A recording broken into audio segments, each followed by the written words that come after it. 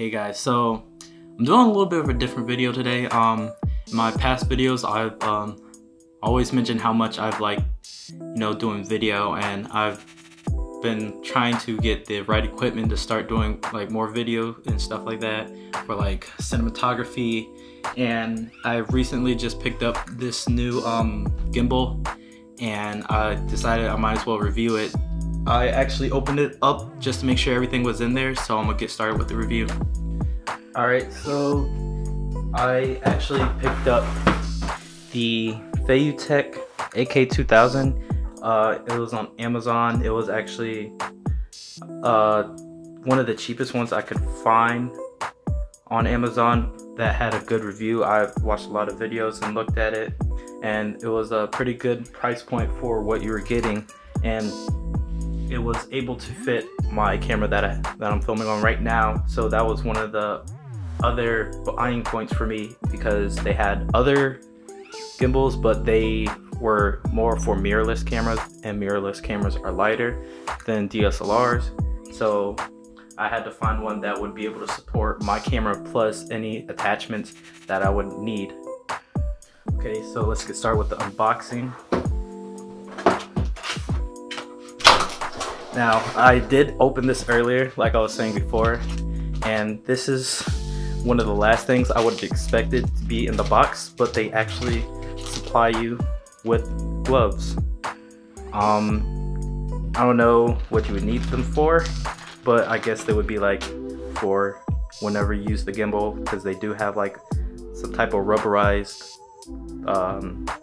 material on the front, and it's actually really small. It barely fits my hand, but I guess it's for like a non-slip grip or whatever. But yeah, that's pretty interesting to find in there. And then it comes with a little microfiber, and I have no clue what that means, but yeah, it comes with a little cloth for you. And put these to the side. Then we start with the actual box, and this is the carrying case that it comes in. Really nice, like shock absorbent case, and I'm pretty sure it'll keep it protected for whatever I need. And there's also a note that says FeiyuTech. So we'll open it up and see what it says.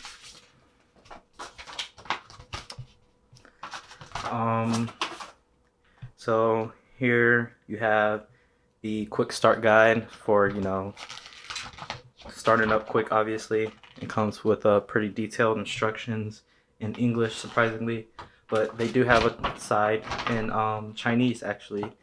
Fun fact, I actually took Chinese in high school for 2 years, and I can only understand some of these. But yeah, back to the other part. You come with the warranty card, and that's if you want to get a warranty in case any damages. I don't plan on going a lot of places with this, so I probably won't have to worry about that.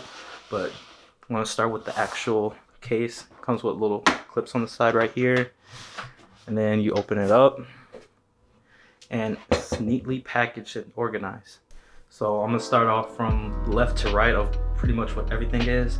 So we have this is the mounting bracket for your camera, obviously, and then you have the actual gimbal itself right here. Comes with some type of foam.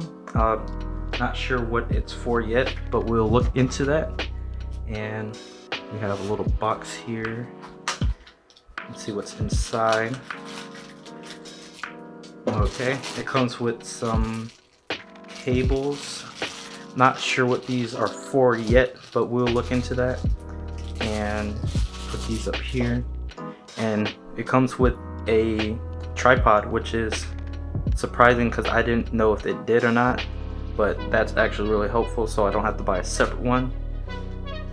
Put that back. And then it comes with 4 batteries. I'm guessing 2,200 milliamp hours per battery, which is really good. It comes with 4 of them. I think it takes 4, and then it comes with a charger too as well, which is really nice. And under there we have some more cables I'm pretty sure these are charging cables. Not sure exactly what this is, but we'll figure that out. And then it comes with mounting screws. So I decided to put the gloves on because, you know, why not? If they're gonna include them, I might as well use them. So I'm gonna just go ahead and start trying to figure everything out and take the main part of it out. So this is pretty much what we're gonna be putting the camera on. And it's actually like a really nice, I'm thinking that's aluminum because it's not too heavy, but it's some type of steel obviously. And it's like really good quality, I can tell. The grip is rubberized, so non-slip. That's really good. Start with the buttons. Here's the directional buttons. Here's camera mode, video mode, the power button, and I don't know what that means, but it comes with a knob and then LCD screen.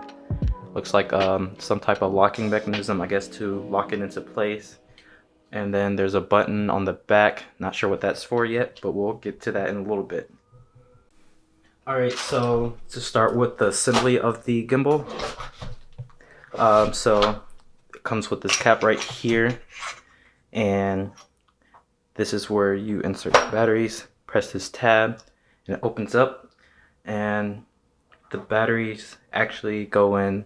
There's all 4 batteries are going to be used. So you put it in like this, then the next one goes in, and then this one goes in like this, and this one goes in like this, and then it closes, and then you have to snap that back into place,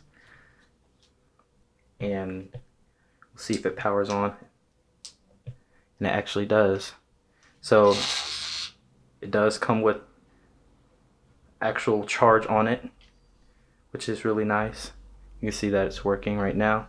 But I'm gonna get this set up and we'll get to start to use it. Alright, so this is pretty much what the full rig setup looks like. And I have my mic attached, and I also have my my stock lens on. You can see it. I have the stock lens on just for like demonstrational purposes, but actually with most lenses they actually weigh a different amount, so you do have to make micro adjustments usually for when you're making changing lenses and taking different shots, but it's nothing too bad. And this is pretty much just a demonstration on how smooth it is. And you have this is the base mode pretty much that the gimbal comes on in, and as you can see it's more of a horizontal stabilization.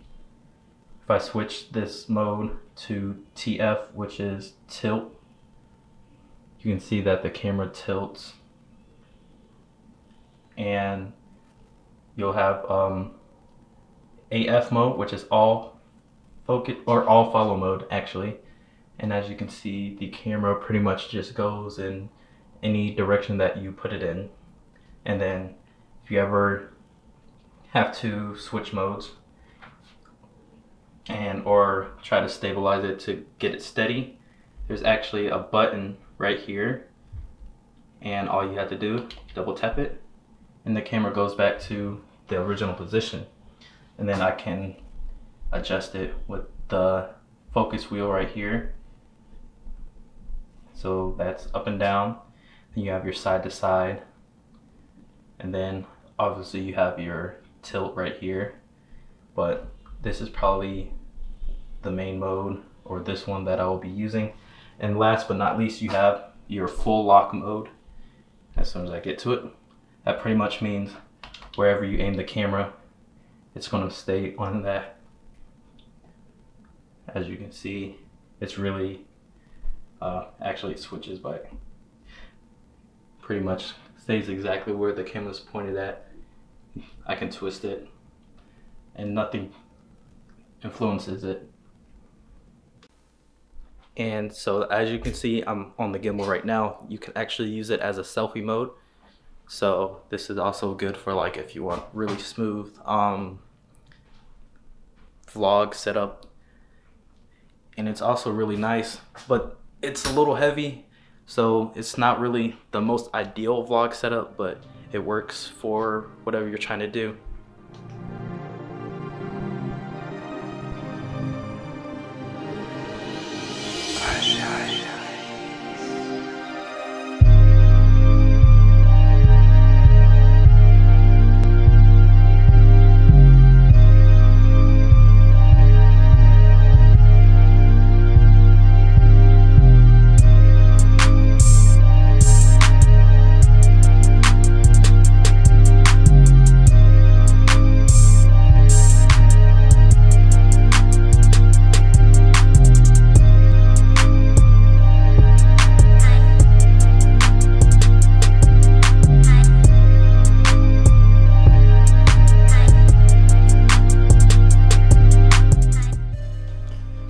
Alright, so I'm pretty much back now from the test that I did earlier, and I will say that I do think that this is a pretty good gimbal for its price point, and that it's able to compete with most of the higher priced ones like the Zoom Crane V2, which was one option I was considering whenever I was at Best Buy, because that's what they had there. And I decided to do a little bit more research and look around more to see if I could find one that was for cheaper, which was in fact this one. And I will say it is pretty good for what you're getting.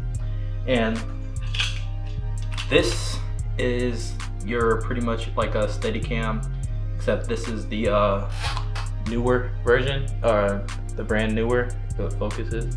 And it's also pretty good for like basic steady shots, but the only problem was outside it wasn't really good when the wind would be, or if it would be windy outside. So that was one reason for me considering this, because even the little bit of wind would throw it all out of balance. And then there's this problem where it kind of it's like a floaty kind of, it's rocking sometimes, because it's a little bit harder to balance than say this one, because this one pretty much does a lot of the work for you while this one's all manual.